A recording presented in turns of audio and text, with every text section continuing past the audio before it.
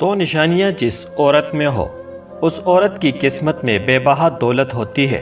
چیزیں وقتی ہوتی ہے، ٹوٹ جاتی ہے، بکھر جاتی ہے، رویہ دائمی ہوتا ہے، صدیوں کے لیے اپنا اثر چھوڑ جاتی ہے۔ میں کہتا ہوں کہ وہ انسان سب سے زیادہ خوش قسمت ہے جو کھل کر محبت کرنا اور بانٹنا سیکھ جائے۔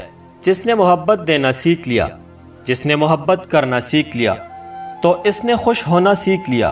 اندھا یقین اور پیار زندگی اجاڑ دیتی ہے۔ کسی کو کسی کا عادی نہیں بننا چاہیے۔ زندگی مسلسل چلنے کا نام ہے، کیونکہ رکتے وہ ہے جو وفات پا جاتے ہیں۔ مرد عورت کو اپنی محبت میں قید کرنے کے لیے بڑی ہوشیاری سے اس کی پسند کا چولہا پہنتا ہے، اور جب عورت کو حاصل کر لیتا ہے تو اپنی اصلی رنگ ڈھنگ میں آ جاتا ہے۔ عورت یہ سمجھتی ہے کہ یہ بدل گیا ہے، جبکہ وہ بدلتا نہیں ہے، اپنی اصل میں ہی واپس آ جاتا ہے۔ ننگے جسم کو ڈھانپنے کے لیے کوئی مرد پیسہ نہیں دیتا، مگر جسم ننگا کرنے کے لیے اپنی دولتیں لوٹا دیتا ہے۔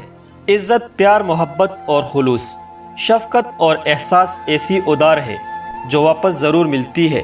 صبر ٹوٹ جائے تو بد دعا دینے کی ضرورت نہیں پڑتی، وہ تو خود بخود دل سے نکل جاتی ہے۔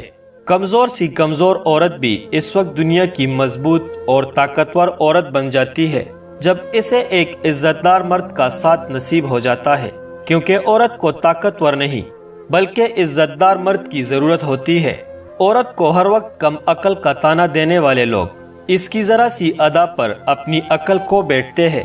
مرد عورت کا جسم دیکھ کر محبت کرتا ہے اور عورت کر عزت کی امید رکھتی ہے۔ عورت کتنی بھی بہادر ہو، کتنا بھی ضبط کرنا جانتی ہو، مگر وہ ایک نگاہ ایسی ضرور چاہتی ہے جو دیکھتے ہی جان لے کہ آنکھیں تکن سے لال ہے یا ضبط سے۔ جس عورت میں یہ دو چیزیں پائی جائے اس سے شادی کر لے۔ ایسی عورت کی مقدر میں بے بہا دولت ہوتی ہے۔ نگاہیں نیچے رکھتی ہو، کم بولتی ہو اور حسن اخلاق رکھتی ہو۔ اندھیرے چاہے کتنے ہی گہرے کیوں نہ ہو، کبھی مایوس مت ہونا، کیونکہ جب امید اللہ سے لگائی ہو تو اجالے ہو ہی جاتے ہیں۔